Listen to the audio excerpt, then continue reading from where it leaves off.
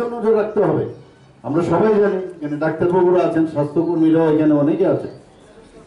ওনারা জানেন যে যদি মেয়েদের বেলায় যদি 18-র নিচে অল্প বয়সে যদি বিয়ে হয় এবং ছেলেদের বেলায়ও যদি 21 বছর আগের বিয়ে হয়, সেটা আইনের দিক দিয়ে সেটাকে কোনো অবস্থা মান্যতা দেয় না।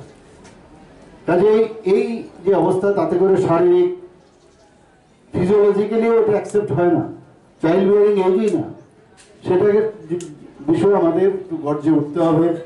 এবং যখন এই বিষয়গুলো আমরা করব, তাহলে আরো বেশি যে আজকে থিম, সেই থিমটাকে আমরা সেইভাবে সার্থকতা আনতে পারবো। আমাদের সরকার চেষ্টা করছে নানাভাবে। এখানে ডক্টর প্রফেসর প্রদীপ বাবু বলেছেন যে আমরা এখানে এমসিএইচ ক্লিনিক আমরা এখানে খুলছি এবং তার কাজও শুরু হয়েছে। ডোনার মিনিস্ট্রি থেকে আমরা মানে 100 কোটি টাকার উপর আমরা এখানে পেয়েছি। তো সেটা তো কাজ চলছে, এগুলো ইনফ্রাস্ট্রাকচার ডেভেলপ হবে, ম্যান পাওয়ারও হবে। কিন্তু আমরা সবসময় বলি যে prevention is better than cure.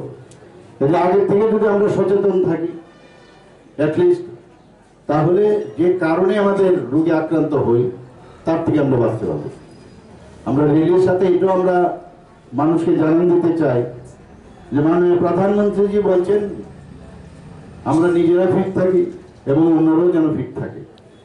কারণ ফিট থাকলে, ফিজিক্যালি যদি ফিট থাকি, তাহলে অনেক রোগ আমাদের মধ্যে আসবে না।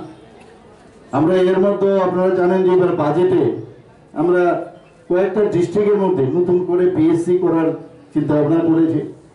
এখানে একটা ফুললি 100 করোড় আমরা রেখেছি একটা আই হসপিটাল এখানে খোলার জন্য।